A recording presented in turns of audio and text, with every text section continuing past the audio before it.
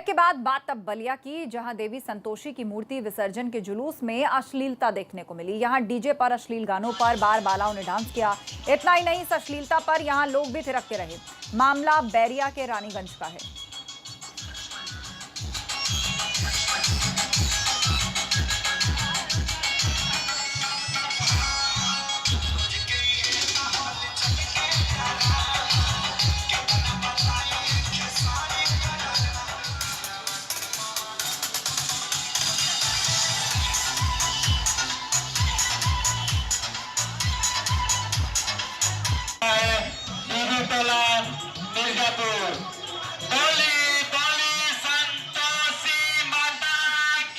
तो देखिए किस तरह मूर्ति विसर्जन के कार्यक्रम में ये फूहड़ डांस यहाँ पर चल रहा है और पूरी पब्लिक भी इस पर झूमती नजर आ रही है। किसी ने इस बात का विरोध नहीं किया।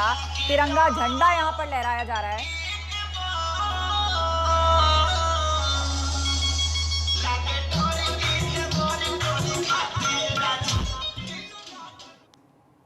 और अब एक बड़ी खबर कोरोना को लेकर लखनऊ से एक राहत भरी खबर आई है। देश में सबसे ज्यादा लखनऊ में रिकवरी रेट पाया गया है।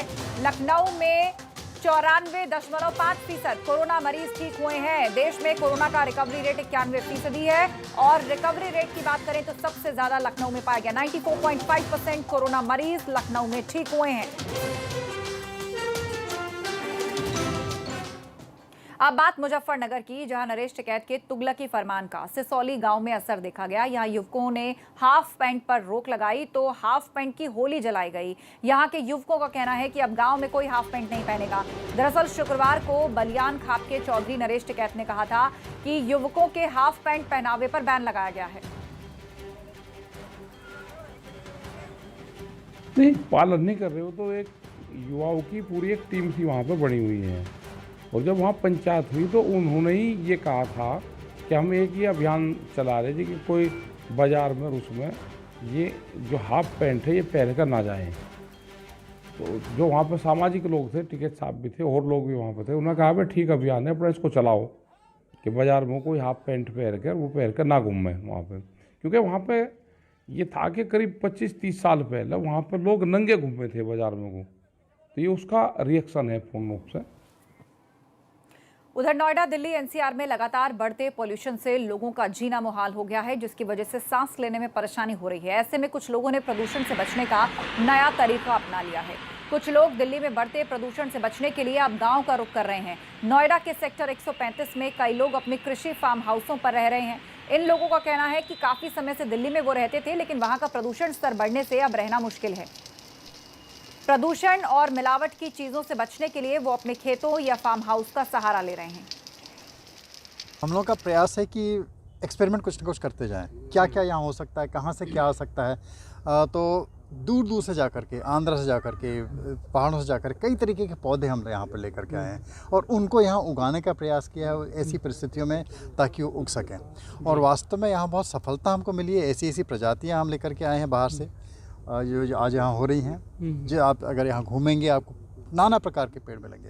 यहाँ रुद्राक्ष हो रहा है, यहाँ पे 9 पत्तों की बेलपत्री आपको मिल जाएगी।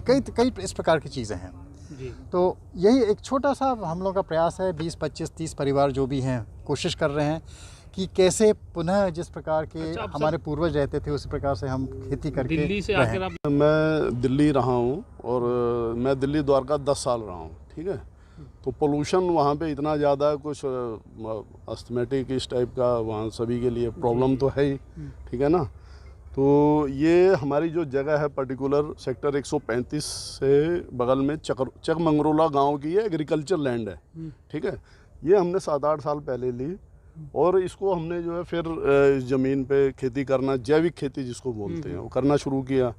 तो इससे एक तो फल और सब्जियां जो है ताज़ी मिलती हैं, ठीक है ना, जो हमारे शरीर के लिए एकदम ठीक है।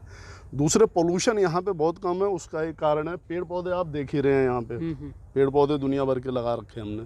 तरह तरह के पेड़ पौधे, ऐसे पेड़ पौधे हैं जो कई जगह जो है यहाँ पे अवेलेबल नहीं मिलेंगे। देखिए, ग्रैप के तहत वायु प्रदूषण के सुधार हेतु जिलाधिकारी महोदय के निर्देशानुसार नियमित रूप से कार्रवाई की जा रही है और आज नोएडा प्राधिकरण के ठेकेदार पे सेक्टर 96 में जो अंडरपास बन रहा है एक्सप्रेस वे पे, उस पर खुले मिट्टी धूल उड़ने के कारण 50,000 रुपये का जुर्माना अधिरोपित किए जाने के लिए भेज दिया गया है। इसके अतिरिक्त सेक्टर 116 में 2 बार वार्निंग इशू की जा चुकी थी, उन लोगों ने कहना नहीं माना, तो उन पे भी जो है 3 जगहों पे 2 पे 30,000 और 1 पे 20,000 की कार्रवाई कर दी गई है। इस बुलेटिन